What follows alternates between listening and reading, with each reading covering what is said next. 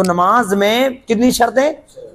بولو آپ بھی بولتے رہو، 6 شرطیں ہیں نماز میں. کتنی شرطیں؟ طہارت ایک. اب اس میں نے آپ کو بتا دیا جگہ بھی پاک، جسم بھی پاک، کپڑے بھی پاک. ٹھیک ہے. دوسری شرط ستر عورت. ستر عورت، مرد کا ناف سے لے کے گھٹنے تک اتنا حصہ عورت ہے.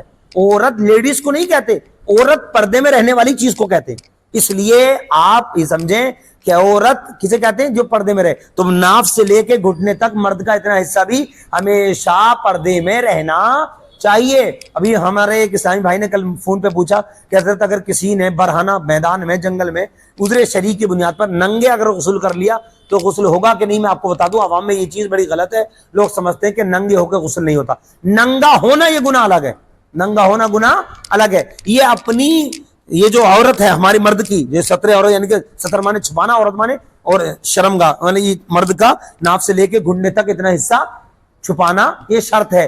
یہ ڈھکنا ہر حال میں، چاہے وہ غسل کی کنڈیشن ہو یا بغیر غسل کی کنڈیشن ہو، ہر حال میں چھپانا مرد کے لیے ضروری ہے. اگر حصہ دکھ گیا ناف سے لے کے گھٹنے تک مرد کا اتنا حصہ بھی دکھ گیا تو انسان کو گناہ ملے گا. حرام ہے اتنا حصہ دکھانا، چاہے نہاتا ہو کیا نہاتا نہیں ہو. اگر کسی نے مجبوری میں اگر آپ غسل کر لیا تو غسل تو ہو جائے گا، جان بوجھ کے بھی کر لیا تو ہو جائے گا، مگر گناہگار بندہ ہوگا. اتنا حصہ تو مرد کو چھپانا ہی چاہیے. کیا بہتر ہوگا؟ باتھ روم میں برہنہ نہائیں، ننگے نہائیں، اور باتھ روم کے باہر نہائیں تو شرم کی بات بھی ہے، گناہ بھی ہے. شرم کی بات تو یہ ہے کہ ہم گھر میں جس میں نہا رہے ہیں چڈی یا نیکر پہن کے، ہماری بہن بیٹی بھتیجی سب بیٹھے، بے حیائی بے شرمائی ہوتی ہے. اس لیے بہتر ہے آپ لنگی کا استعمال کیا کریں، یا اتنا لمبا چوڑا آپ پہ رومال ہونا چاہیے جو گھٹنوں کے نیچے تک آپ کے اتنا حصہ ڈھک جائے. غسل تو ہو جائے گا مگر گناہ اپنی جگہ ہے. تو اب یہ میں نے آپ کو بتا دیا یہ طریقہ ستر عورت. اور نماز میں تو شرط ہے، اتنا حصہ نماز میں تو شرط ہے، نماز میں تو شرط ہے.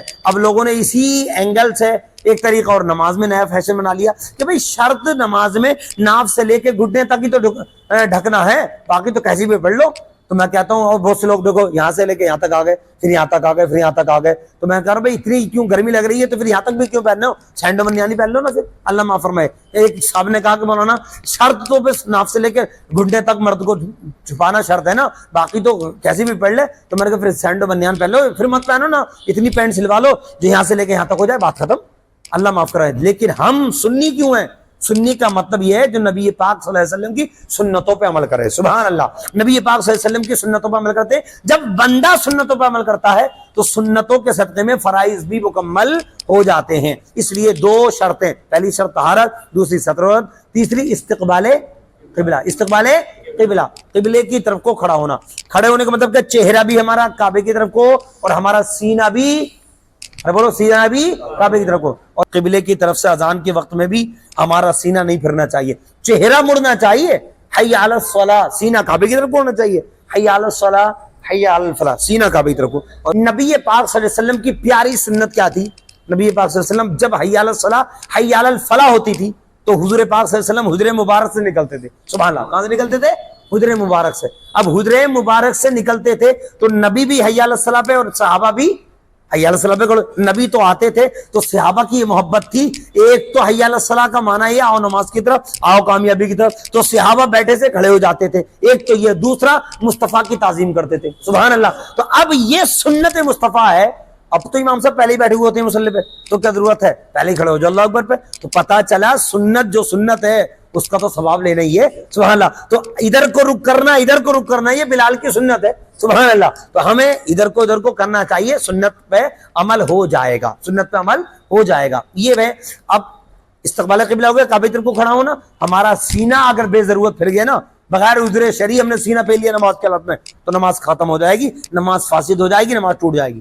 کیوں؟ بے ضرورت سینہ نہیں پھیرنا چاہیے، کیونکہ قبلے کی طرف کو چہرہ رخ، اب رخ میں چہرہ بھی ہے اور سینہ بھی ہے، یہ ہونا چاہیے. بے ضرورت بغیر عذر شرعی ہمارا نہ چہرہ پھرنا چاہیے کعبے سے اور نہ ہمارا سینہ پھرنا چاہیے. یہ ہو گیا.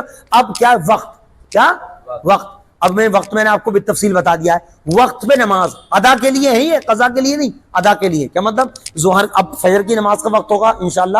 ہم سب کو اللہ رب العزت زندگی دے، ہمیں جان سلامت رکھے، ہم فجر کی نماز با جماعت پڑھیں. بولو انشاءاللہ آمین. ہاں آمین. ہم نماز پڑھیں. اب دیکھیے فجر کی نماز ہوگی لگ بھگ 5 بجے جماعت، 5:15 بجے. اور آدمی سوچے یار چلو رات میں کیا پتا آنکھ کھلی نہ کھلی، ابھی پڑھ لو فجر کی. تو یہ نماز نہیں ہوگی. وقت کا مطلب ہے جو نماز کا وقت شریعت نے مقرر کر دیا ہے اسی وقت میں نماز کو ادا کرنا. فجر کی نماز کب تک ہوگی؟ جب تک سورج طلوع نہیں ہوا ہے.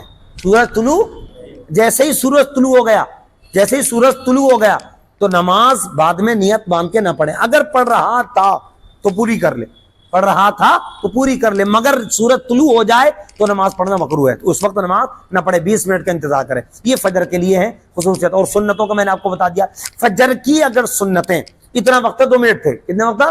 2 منٹ، صرف 2 منٹ تھے سورج نکلنے میں، اور آپ کو کشمکش ہے یار فرض پڑھیں یا سنتیں پڑھیں، تو آپ کو بہتر یہ ہے ان 2 منٹ میں فرض ادا کر لو، ان 2 منٹ میں فرض ادا کر لو، ان 2 منٹ میں فرض ادا کر لو. اور اگر آپ کی سنت اور فرض دونوں رہ گئے اور زوال سے پہلے پہلے ادا کر رہے ہیں تو آپ کو سنتیں بھی پڑھ لینی چاہیے زوال سے پہلے پہلے، ہے نا. اگر نماز قضا ہو جائے فجر کی، صرف سنتیں فجر کی، انہیں یہ خصوصیت شامل ہے اور کسی کو نہیں، ہے نا.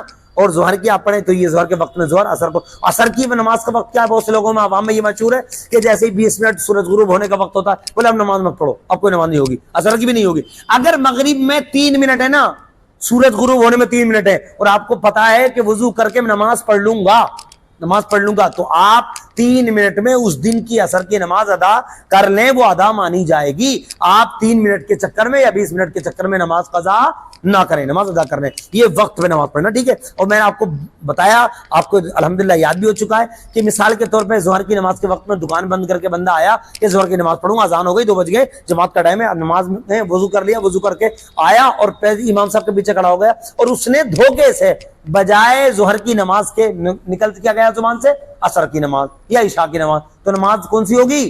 ظہر کی. نماز کون سی ہوگی؟ ظہر کی. کیونکہ نیت کسے کہتے ہیں؟ دل کے ارادے کو. زبان سے کہہ لینا بہتر ہے، ورنہ دل کا ارادہ تو اس کی دکان بند کرنا، وضو کرنا اور اس کا مسجد میں آنا اور بھری دوپہریوں میں تمام چیزوں کو کرنا، یہ دل کی طرف اس کی نیت تھی، تو اس لیے اس کی نماز ظہر کی ہی مانی جائے گی. اگر زبان سے دھوکے سے نکل گیا تو پھر اس کی نماز عصر کی یا عشاء کی نہیں بلکہ ظہر کی ہی مانی جائے گی. اب چھٹی کیا ہے شرط؟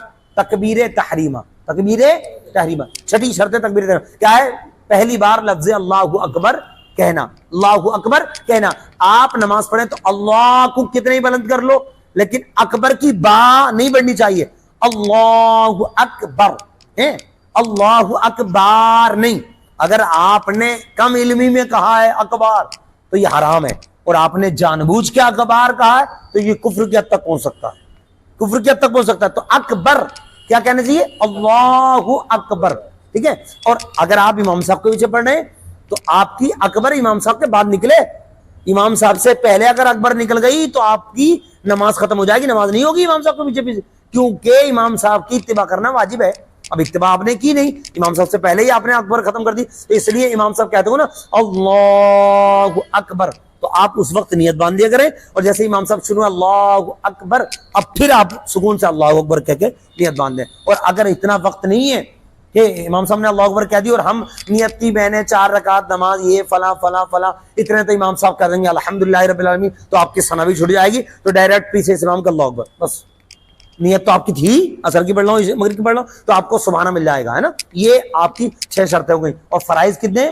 کتابوں میں تو 7 لکھے ہوئے ہیں کیونکہ تکبیر تحریمہ بارڈر پہ ہے، شرائط کے لاسٹ میں اور فرائض کے شروع میں، تو اسے فرائض میں بھی اور شرائط میں بھی گنا گیا ہے. لیکن 6 اگر اسے تکبیر تحریمہ کو شرائط میں کر دو تو 6 شرائط ہیں اور 6 ہی فرائض ہیں. فرض میں کیا ہے؟ پہلا قیام، پہلا کیا ہے؟ کھڑا ہونا. دوسرا فرض کیا ہے؟ قرات. تیسرا فرض کیا ہے؟ رکوع. چوتھا فرض کیا ہے؟ سجدہ. پانچواں فرض کیا ہے؟ قاعدہ اخیرہ. اور چھٹا فرض کیا ہے؟ خروج بسنی. انشاءاللہ اللہ رب العزت ہم سب کو توفیق بخشے، دین متین سیکھتے رہیں اور اپنی زندگیوں کو تابناک کرتے رہیں.